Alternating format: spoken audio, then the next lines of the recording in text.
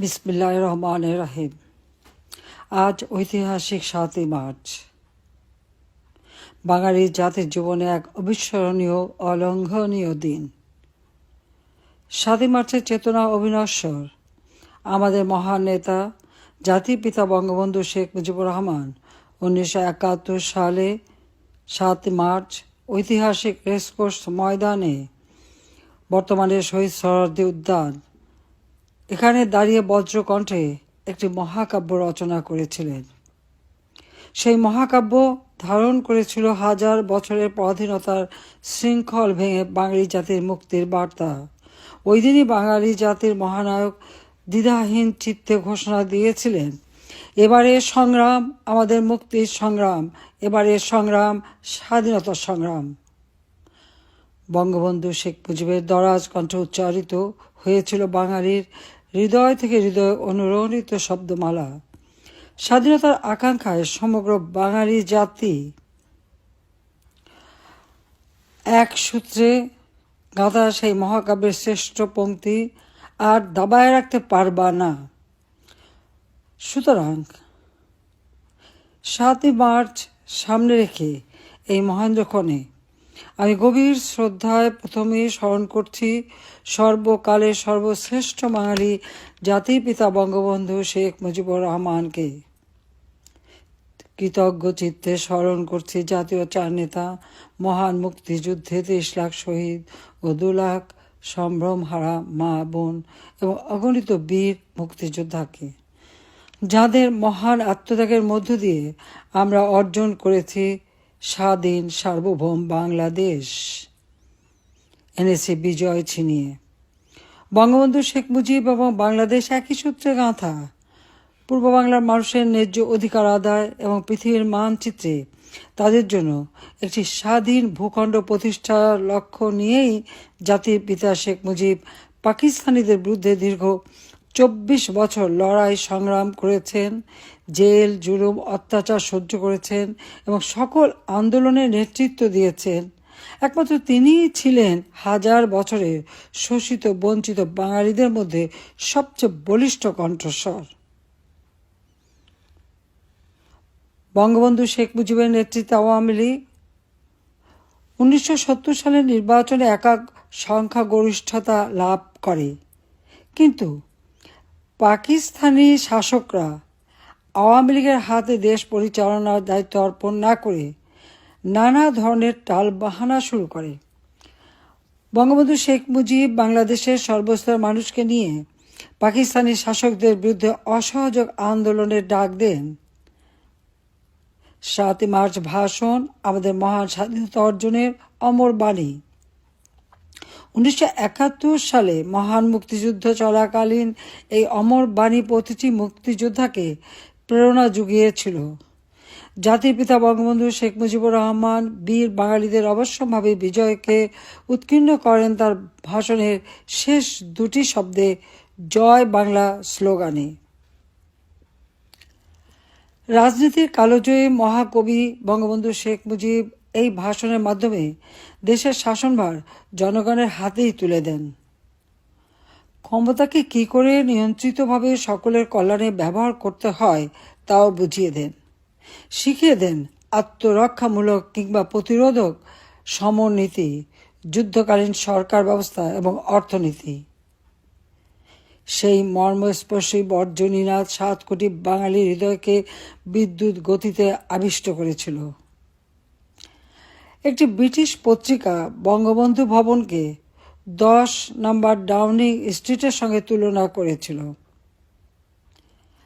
৭ই মার্চের ভাষণ শুনে ঢাকায় রাষ্ট্রপতির বাসভবনে বাঙালি বাবুর্চি অসহযোগ আন্দোলন করেছিল এবং পাকিস্তানের প্রেসিডেন্ট ইয়াহিয়া খান তখন ঢাকায়, তার জন্য রান্না করা বন্ধ করে দিয়েছিল।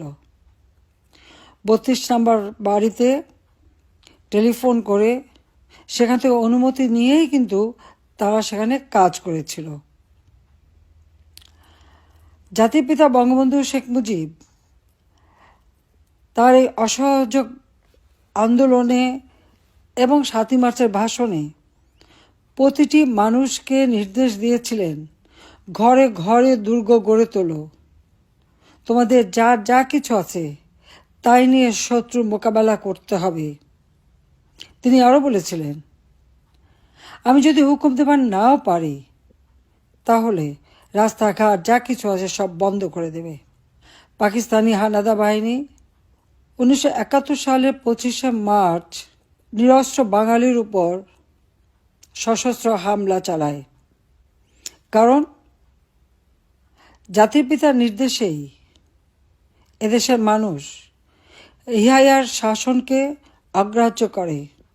মিলিটারি ডিক্টেটর ইয়াহিয়ার সকল কর্তৃত্ব বাঙালির উপর থেকে একেবারে তিরোহিত হয়ে যায়। বঙ্গবন্ধু শেখ মুজিব ওই 32 নম্বর বাড়ি থেকে যে যে নির্দেশ দিতেন, বাঙালি জাতি অক্ষরে অক্ষরে তা পালন করত। তাই 25শে মার্চ যখন গণহত্যা শুরু করে, এরপরই সেই রাতে অর্থাৎ 26শে মার্চের প্রথম প্রহরে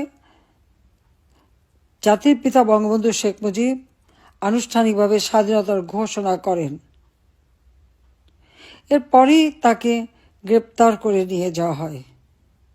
কিন্তু বাংলার দামাল ছেলেরা যার যা কিছু আছে তাই নিয়ে যুদ্ধে ঝাঁপিয়ে পড়ে এবং পাকিস্তানি হানাদার বাহিনীকে বাংলার মাটিতে পরাস্ত করে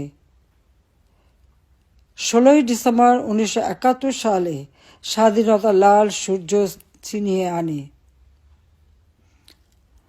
বাংলাদেশের প্রথম রাষ্ট্রপতি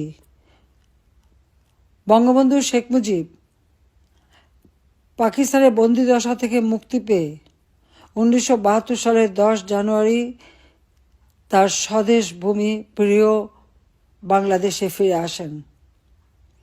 তাঁর স্বপ্নের স্বাধীন বাংলাদেশ পুনর্গঠনে আত্মনিয়োগ করেন। একটা যুদ্ধ বিধ্বস্ত দেশ শূন্য হাতে যাত্রা শুরু করে মাত্র 3.5 বছরেই তিনি বাংলাদেশকে স্বল্পোন্নত দেশে উন্নীত করেন। আমাদের দুর্ভাগ্য, 1975 সালের 15ই আগস্ট জাতির পিতা বঙ্গবন্ধু শেখ মুজিবুর রহমানকে সপরিবারে নির্মমভাবে হত্যা করে। শুধুমাত্র বঙ্গবন্ধু শেখ মুজিবকে না, একই সাথে আমার মা, আমার 3 ভাই, ভ্রাতৃবধূ সহ পরিবারের 18 জন মানুষকে নির্মমভাবে হত্যা করে। এবং এই হত্যার মধ্য দিয়ে 1971 সালে যে শক্তিকে বাঙালিরা পরাজিত করেছিল এবং এদেশের যারা পাকিস্তানি হানাদার বাহিনীর দোসর ছিল, আল বদর, আল শামস রাজাকার বাহিনী গড়ে তুলে এদেশের মানুষকে গণহত্যা, ধর্ষণ, নির্যাতন, অগ্নিসংযোগ করে স্বাধীনতার প্রতিটি ক্ষেত্রে প্রতিবন্ধকতা সৃষ্টি করেছিল, তারাই যেন পরাজয়ের প্রতিশোধ নেয়। শুধু তাই না, 15ই আগস্ট জাতির পিতাকে হত্যার পর বাংলাদেশে হত্যা, কুষড়যন্ত্রের রাজনীতি শুরু হয়। 7ই মার্চের ভাষণ নিষিদ্ধ করা হয়। জয় বাংলা স্লোগান নিষিদ্ধ করা হয় এবং আমাদের স্বাধীনতার ইতিহাস এবং ভাষা আন্দোলনের ইতিহাস থেকে বঙ্গবন্ধু শেখ মুজিবের নাম মুছে দিতে উদ্যত হয়। তবে বাংলাদেশের মানুষ কিন্তু থেমে থাকেনি। জীবনের ঝুঁকি নিয়েও ওই 7ই মার্চের ভাষণ প্রতি বছর তারা বাজাতে শুরু করে। 1996 সালে দীর্ঘ 21 বছর পর আওয়ামী লীগ রাষ্ট্র পরিচালনার দায়িত্ব গ্রহণ করে জনগণের ভোটে নির্বাচিত হয়ে। গণতান্ত্রিক অধিকার ক্যান্টনমেন্ট থেকে জনগণের হাতে ফিরিয়ে দেয়। জাতিপিতা বঙ্গবন্ধু শেখ মুজিবুর রহমানের খুনিদেরকে অবৈধভাবে ক্ষমতা দখলকারী মিলিটারি ডিক্টেটর জিয়াউর রহমান দায় মুক্তি অধ্যাদেশ দিয়েছিল এবং যুদ্ধাপরাধীদের যে বিচার শুরু হয়েছিল সেই বিচার বন্ধ করে দিয়ে তাদেরকে মুক্ত করে দিয়েছিল। কিন্তু আওয়ামী লীগ ক্ষমতা আসার পর বঙ্গবন্ধু শেখ মুজিবুর রহমানের হত্যাকারী এবং যুদ্ধাপরাধীদের বিচার শুরু করে এবং এই বিচারের মধ্য দিয়েই বাংলাদেশে বিচারহীনতার যে কালচার শুরু হয়েছিল তা বন্ধ হয়ে যায়। ন্যায় বিচার প্রতিষ্ঠা হয় বাংলাদেশে, দেশে আইনের শাসন প্রতিষ্ঠা হয়, জাতি গ্লানিমুক্ত হয় এবং আমরা বিশেষ করে আওয়ামী লীগ সরকার সংবিধান সংশোধনের মধ্য দিয়ে ঐতিহাসিক ৭ই মার্চের ভাষণকে সংবিধানের ১৫০(২) অনুচ্ছেদে ৫ম তফসিলে অন্তর্ভুক্ত করি। স্বাধীনতার ঘোষণাপত্র যেটা ১৯৭১ সালে ১৭ এপ্রিল মুজিবনগরে যেটা পাঠ করা হয়েছিল, গ্রহণ করা হয়েছিল, সেই ঘোষণাপত্র আমরা সংবিধানে সংযুক্ত করি, কারণ এটা একটা ঐতিহাসিক দলিল। ৭ই মার্চের ভাষণ, এই ভাষণ বাঙালি জাতিকে উদ্বুদ্ধ করেছিল। ২০১৩ সালে একজন আন্তর্জাতিক খ্যাতিসম্পন্ন সাংবাদিক এবং দার্শনিক জ্যাকব এফ ফিল্ড বিশ্বের বিভিন্ন ভাষণ নিয়ে গবেষণা করে। প্রায় ২.৫ বছরের বিশ্বসেরা জনগণকে উদ্বুদ্ধকরণের ক্ষেত্রে সরকারি, বেসরকারি অথবা সামরিক যত নেতৃত্বের ভাষণ দেওয়া হয়েছিল সেগুলি নিয়ে গবেষণা করে তিনি একটি সংকলন তৈরি করেন। সেই সংকলনটির নাম দিয়েছিলেন we shall fight on the beaches, the speeches that inspired history. এই সংকলনে জাতির পিতা বঙ্গবন্ধু শেখ মুজিবের ৭ই মার্চের ভাষণ অন্যতম শ্রেষ্ঠ ভাষণ হিসেবে অন্তর্ভুক্ত হয় এবং জাতিসংঘে ইউনেস্কো ২০১৭ সালের ৩০শে অক্টোবর এই ভাষণকে বিশ্ব প্রামাণ্য ঐতিহ্য দলিলে স্বীকৃতি প্রদান করে। শুধু তাই নয়, ইউনেস্কো মনে করে এই ভাষণটির মাধ্যমে জাতির পিতা প্রকারান্তরেই বাংলাদেশের স্বাধীনতা ঘোষণা করেছিলেন।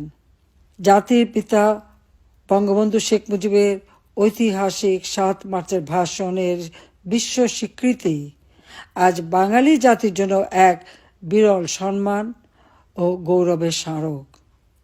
জয় বাংলা স্লোগান আমাদের উচ্চ আদালত হাইকোর্টের রায়ের উপর ভিত্তি করেই মন্ত্রিপরিষদ বিভাগ এই স্লোগানকে জাতীয় স্লোগান হিসেবে ঘোষণা করে।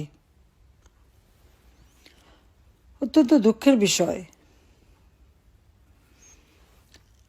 আওয়ামী লীগ তৃতীয়বার ২০০৯ সালে সরকার গঠন করার পর বাংলাদেশের জনগণের আর্থসামাজিক উন্নতি করে বাংলাদেশকে উন্নয়নশীল দেশের মর্যাদায় অধিষ্ঠিত করে। ২০২০ সালে জাতির পিতার জন্মশতবার্ষিকী এবং ২০২১ সালে স্বাধীনতার সুবর্ণ জয়ন্তী যখন আমরা উদযাপন করেছি, ঠিক সেই সময় আমরা এই স্বীকৃতিটা পাই। কিন্তু অত্যন্ত দুঃখের বিষয়, ২০২৪ সালে নির্বাচনে আওয়ামী লীগ আবারও সরকার গঠন করে, কিন্তু তখনই এক বিশাল চক্রান্ত শুরু হয়েছিল। আওয়ামী লীগ যখনই ক্ষমতা এসেছে, আওয়ামী লীগের বিরুদ্ধে সবসময় একটা চক্রান্ত চলেছে। আর এই চক্রান্তের মধ্য দিয়েই আজ বাংলাদেশে অবৈধ দখলদার ফ্যাসিস্ট ইউনূস বাহিনীও দেশবিরোধী ও স্বাধীনতা বিরোধী পাকিস্তানি ভাবধারায় পরিপুষ্ট গোষ্ঠীকে প্রত্যক্ষভাবে মদত দিচ্ছে। সংবিধান লঙ্ঘন করে অবৈধভাবে ক্ষমতা দখল করে বাংলাদেশের গৌরবের ইতিহাস, বিজয়ের ইতিহাস, স্বাধীনতার ইতিহাস একে একে মুছে ফেলার চেষ্টা করা হচ্ছে। এমনকি জাতির পিতা বঙ্গবন্ধু শেখ মুজিবুর রহমানের যে বাসভবন ধানমন্ডি ৩২ নম্বর সড়কে, যেখান থেকে জাতির পিতা বঙ্গবন্ধু শেখ মুজিব স্বাধীনতার ঘোষণা দিয়েছিলেন, আর যে বাড়িতে তাকে নির্মমভাবে হত্যা করা হয়, যে বাড়িটি উত্তরাধিকার সূত্রে আমি আর রেহানা পেয়েছিলাম, আমরা তা বঙ্গবন্ধুর স্মৃতি জাদুঘর হিসেবে প্রতিষ্ঠিত করি এবং বঙ্গবন্ধু মেমোরিয়াল ট্রাস্টের হাতে অর্পণ করে দিই। জনগণের সম্পত্তি জনগণের হাতে ফিরিয়ে দিই। কিন্তু আজকে আমরা দেখি অবৈধভাবে রাষ্ট্র ক্ষমতা দখলের পর এই অশুভ শক্তি রাষ্ট্রের সকল পর্যায় থেকে মহান মুক্তিযুদ্ধ ও জাতির পিতা বঙ্গবন্ধু শেখ মুজিবুর রহমানের স্মৃতির জন্য মুছে ফেলে দিচ্ছে একের পর এক। কোনো কোনো জায়গায় বঙ্গবন্ধু শেখ মুজিবের নামের পরিবর্তে কুখ্যাত স্বাধীনতা বিরোধীদের নাম বসিয়েছে। এমনকি সেই ঐতিহাসিক ভাষণ, যে ভাষণ আন্তর্জাতিক স্বীকৃতি পেয়েছে, সেই ভাষণও রাষ্ট্রাচারের সকল অংশ থেকে বাদ দেওয়া হয়েছে। যে জয় বাংলা স্লোগান দিয়ে মহান মুক্তিযুদ্ধে মুক্তিযোদ্ধারা বুকের তাজা রক্ত ঢেলে দিয়ে স্বাধীনতা এনে দিয়েছে, সেই জয় বাংলা স্লোগানও আজকে বাতিল করা হয়েছে। এই অবৈধ দখলদার ফ্যাসিস্ট ইউনূস গং পরিকল্পিতভাবে বাঙালি জাতির গৌরবোজ্জ্বল অর্জন সমূহকে ধূলিসাৎ করার অপতৎপরতায় লিপ্ত। মহান মুক্তিযুদ্ধের মাধ্যমে অর্জিত বাঙালির হাজার বছরে কাঙ্ক্ষিত স্বাধীনতা ও সার্বভৌমত্ব অক্ষুণ্ণ রাখতে এবং আমাদের প্রাণপ্রিয় মাতৃভূমিকে ধ্বংসের হাত থেকে রক্ষা করতে এই দেশবিরোধী ও জনগণ বিরোধী অপশক্তির বিরুদ্ধে গণশক্তির জাগরণ আশু প্রয়োজন। মহান মুক্তিযুদ্ধের চেতনায় উদ্ভাসিত এই জনগণের শক্তিকেই আমাদেরকে আরও সুসংহত করতে হবে, কারণ এদেশের প্রতিটি অর্জনের ক্ষেত্রে জনগণের শক্তি হচ্ছে সবথেকে বড় শক্তি। কাজে এই গণশক্তিকে রক্ষে সাধ্য কারও নেই। উন্নত, সমৃদ্ধ, শান্তিপূর্ণ ও নিরাপদ বাংলাদেশ বিনির্মাণে এই অপশক্তিকে অবশ্যই বাংলার মাটি থেকে দূর করতে হবে। আমি মনে করি সমগ্র জাতি ঐক্যবদ্ধ হয়ে আমরা আজকে বাংলাদেশকে যে আর্থসামাজিকভাবে ধ্বংসের কিনারায় নিয়ে যাওয়া হয়েছে, দেশের মানুষের জীবন যে না বিশ্বাস উঠেছে, দ্রব্যমূল্যের ঊর্ধ্বগতি, বিচারহীনতা, মানুষের জীবনের নিরাপত্তা, ঘরে বাইরে সর্বক্ষেত্রেই যেটা অস্বাভাবিক পরিস্থিতির সৃষ্টি করেছে, এখান থেকে বাঙালি জাতিকে মুক্ত করতে হবে। বাঙালি জাতির জীবনের শান্তি, নিরাপত্তা ফিরিয়ে আনতে হবে। অর্থনৈতিক, রাজনৈতিক, সামাজিক ও সাংস্কৃতিক মুক্তির মধ্য দিয়ে বাঙালি জাতির হাজার বছরের ইতিহাস ও ঐতিহ্যকে আরও সমুন্নত করতে হবে। আমি বিশ্বাস করি জয় বাংলা স্লোগান এবং জাতিপিতা বঙ্গবন্ধু শেখ মুজিবুর রহমান এর ৭ই মার্চের ভাষণ যুগে যুগে বাঙালিদের বিশ্বের বুকে আত্মমর্যাদার সাথে মাথা উঁচু করে চলতে এবং মা ও মাতৃভূমির পক্ষে লড়াই সংগ্রামে অনুপ্রেরণা যোগাবে। আমি তাই সমগ্র বাঙালি জাতিকে এই আহ্বানই জানাবো যে ইতিহাস বিকৃতির মধ্য দিয়ে বাঙালির যে অর্জনগুলি একে একে নস্যাৎ করবার চক্রান্ত করে যাচ্ছে তার বিরুদ্ধে সকলকে রুখে দাঁড়াতে হবে। আসুন আমরা মহান মুক্তিযুদ্ধে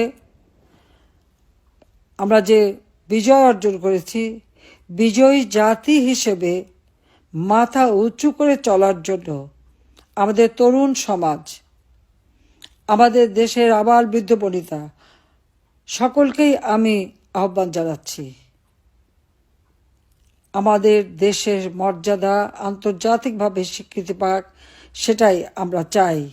যে সম্মান আমরা অর্জন করেছিলাম, যা আজকে এই অপশক্তির হাতে ধূলিসাৎ হয়ে গেছে, সেই বিজয়ের গৌরব আবার আমরা ইনশাল্লাহ ফিরিয়ে আনব। তার জন্য আমি জনগণের শক্তিকেই বিশ্বাস করি, আর জনগণের মর্যাদা রক্ষা করাই আমার একমাত্র কর্তব্য। তাই আপনাদের সহযোগিতা কামনা করি। সবাই ঐক্যবদ্ধ হন, অপশক্তির বিরুদ্ধে রুখে দাঁড়ান। ৭ই মার্চের ভাষণের জাতির পিতা যে পথ আমাদের দেখিয়ে দিয়ে গেছেন, সেই পথ ধরেই আমাদেরকে গণতন্ত্র ফিরিয়ে এনে অর্থনৈতিক মুক্তি অর্জনের মধ্য দিয়ে আমাদের দেশকে আবার এগিয়ে নিয়ে যেতে হবে। ইনশাল্লাহ জনগণের জয় হবেই। জয় বাংলা, জয় বঙ্গবন্ধু, বাংলাদেশ চিরজীবী হোক।